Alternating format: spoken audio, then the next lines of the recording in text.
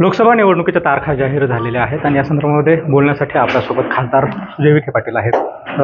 निवडणुका जाहीर झालेल्या आहेत, काय नेमकी स्ट्रॅटेजी असणार आहे प्रचाराची आणि कसं तयारी करण्यात आली? तयारी माझी झालेली आहे, प्रचारही झालेला आहे. आता 2 महिने काय करावं हा एक प्रश्न राहतो.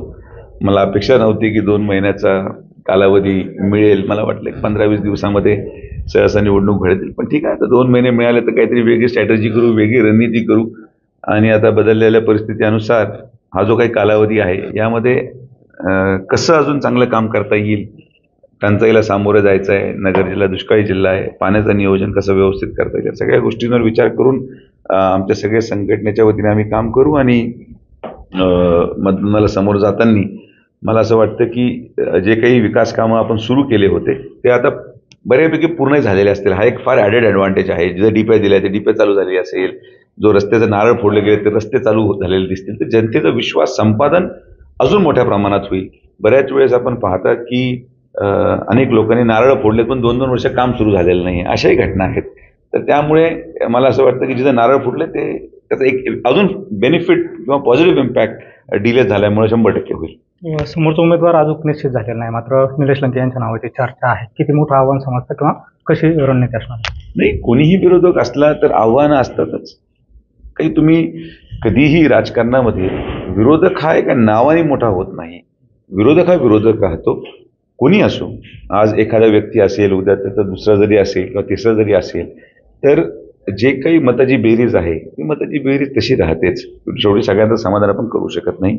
निवडणूक ही निवडणुकीसारखीच केली पाहिजे. आणि निवडणूक करत असताना कोणीही व्यक्ती असो तो कोणत्या मुद्द्यांवर जातो किंवा जाईल हे पण पाहावं लागतं. मी कोणत्या मुद्द्यावर जाईल ते पण पाहतील आणि मग जशी जशी रंगत येईल, एकदा उमेदवार निश्चित होऊ द्या, AB फॉर्म टिपू द्या. AB फॉर्म टिकला आता असं ग्राह्य धरा की फॉर्म भरता भरता फॉर्मच उडाला, बरोबर, असं होऊ शकतं. तर ते राजकारणामध्ये जोपर्यंत माघारी तारीख निश्चित होत नाही तोपर्यंत तुम्ही कोणालाच ग्राह्य धरू नका अशी माझी विनंती. पक्षांतर्गत विरोध जो आहे तर तो देखील होत नाही दिसला. अनेक आपल्या पक्षातले जे पदाधिकारी आहेत त्या समोरच्या स्टेजवरती दिसले. कशा पद्धतीने आपण त्यांची समजूत काढणार आहात या प्रचाराच्या काळामध्ये? नाही, आता राजकारणाचं वैशिष्ट्य असतं. जसं भाजपमध्ये तुम्ही म्हणताय, मी काय पाहिलं नाही कोण स्टेजवर गेले, पण समोरच्या भरपूर माझ्या स्टेजवर असतात, चहा घेतात, गप्पा मारतात. तर मैत्रीपूर्ण संबंध हे कोणी खराब करत नाही. पण जेव्हा पक्षाचं धोरण असतं आणि पक्षाने उमेदवार दिला असेल तर सगळेजण पक्षाचंच काम करतील. माझी भूमिका तीच होती. आणि जे पक्षांतर्गत आमच्याबरोबरचे सहकारी होते त्यांनी पण इंटरव्ह्यूमध्ये तेच बोलले की नरेंद्र मोदींना प्रधानमंत्री करण्यासाठी आम्ही सगळे सज्ज आहोत. तर मी तसं म्हटलो की सुजय विखे हा उमेदवार असो नसो हे महत्त्वाचं कधीच नव्हतं.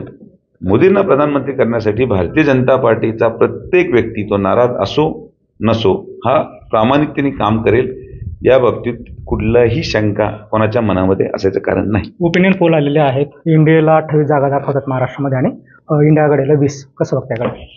नाही, ते ओपिनियन पोल मला असं वाटतं की चुकीचं आहे किंवा वास्तविकतापासून फार लांब आहे. आदरणीय प्रधानमंत्र्यांच्या नेतृत्वाखाली महायुतीला 40पेक्षा जास्त खासदार हे या ठिकाणी निवडून येणार आहेत. जनतेने त्यांचं काम मान्य केलेलं आहे आणि 400पेक्षा अधिक जागा NDAच्या ह्या केंद्रामध्ये येतील आणि परत एकदा आदरणीय नरेंद्र मोदी साहेब प्रधानमंत्री होतील. या बाबतीत कुठलीही शंका कोणाच्याही मनामध्ये नाही. हे होते खासदार सुजय विखे. कॅमेरा पर्सन प्रसादसह सुनील भुंगळ, ABP माझा, अहमदनगर.